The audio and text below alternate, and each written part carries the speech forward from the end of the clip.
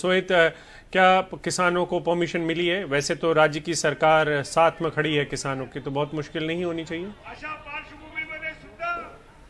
जी देखिए अभिषेक, अगर बात करें तो बड़े पैमाने पर किसान यहाँ पर आए हुए हैं, लेकिन जिस तरह से मुंबई का नियम है कि आजाद मैदान के बाहर, खासतौर पर मुंबई शहर में अगर टाउन की बात करें तो प्रदर्शन करने की अनुमति नहीं होती है। तो पुलिस के जो सूत्र हैं उनका कहना है कि किसानों के एक डेलीगेशन को यहाँ से जाने दिया जाएगा, सभी किसानों को नहीं जाने दिया जाएगा। लेकिन जो किसान नेता हैं उनका कहना है कि डेलीगेशन ही नहीं बल्कि किसान भी जाने की कोशिश करेंगे।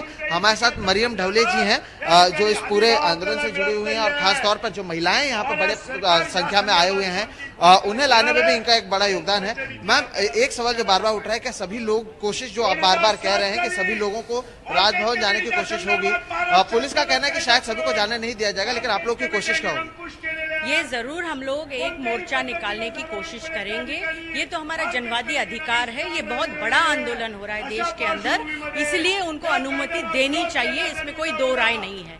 अनुमति दिए बिना जनवादी मूल्यों का संरक्षण भी कैसे हो सकता है? ये हमारा अधिकार है, तो उनको जाने देने का हमें परमिशन देना ही पड़ेगा। अगर बात करें तो बड़े पैमाने पर यहाँ पर लोग आए हुए हैं, 10 से 15 हजार लोगों की बात की जा रही है। महिलाएं बड़े पैमाने पर यहाँ पर मौजूद हैं। किस तरह से इन लोगों को लाने के लिए क्या क्या तैयारियां की गई थी? किस तरह से आपने इतने बड़े पैमाने पर महिलाएं का जो खासतौर पर देखा गया यहाँ पर पार्टिसिपेशन, उसके लिए क्या क्या किया गया था? यहाँ पर अखिल भारतीय जनवादी महिला समिति की तरफ से सबसे पहले तो 100 से ज्यादा जो किसान शहीद हुए हैं उनको हम श्रद्धांजलि देते हैं, और उनके परिवार के दुख के साथ में है हम। यहाँ पे महिलाएं आई है, अपने अपने जिलों में बड़ा आंदोलन करके आई है। लगातार कुछ महीनों से आंदोलन चल रहा है कि खेती के अंदर जो क्राइसिस पैदा हुआ है, उस क्राइसिस का सामना कैसे करें औरतें। खेती में 80% से ज्यादा काम औरतें करती है।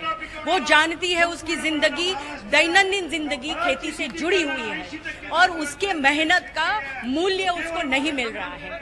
औरतें दो तरह का काम करती है खेती के अंदर, एक तो जहाँ कोई मूल्य मिलता नहीं है ना, उसका मूल्य लगाया भी जाता है, जैसे पशुपालन है, खेती को तैयार करने का काम है, वो सब औरतें करती हैं।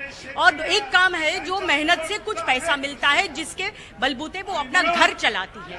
अब औरत का जो श्रम है इस देश के अंदर अपनी अर्थनीति को चलाने के लिए, उसको कहीं पे भी ग्राह्य नहीं लिया जाता है और उसकी कोई कीमत नहीं लगाई जाती है। इसलिए औरतों में बड़ा गुस्सा है।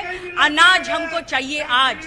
राशन व्यवस्था ठप हो गई है, और वो राशन व्यवस्था को और खत्म करने के लिए कानून बनाया है मोदी जी ने, तो औरतों में बड़ा गुस्सा है। और इसलिए हम यहाँ पे भी देख रहे हैं कि औरतों को पता है कि वो किस चीज के लिए आए हुए हैं, जिनसे भी बात करें। लेकिन एक सवाल ये उठता है, इससे पहले जब 2018 में आप लोग आए थे, तब तो राज्य सरकार के साथ भी कई सारे आप लोगों की परेशानियां हैं जो अब भी बरकरार हैं। जमीन का मुद्दा है, कई आदिवासी किसान हैं उनका मुद्दा है, 7/12 कोरा का मुद्दा है।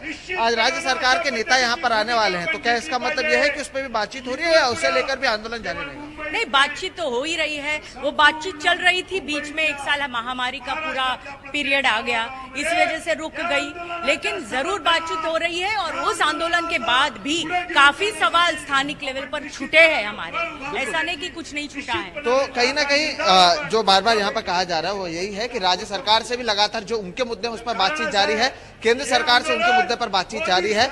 इनकी कोशिश होगी कि यहाँ से राजभवन जो है ज्यादा से ज्यादा लोग जाएं, ये कोशिश जरूर करेंगे। अब जाने दिया जाता है नहीं, इस पर नजर होगा।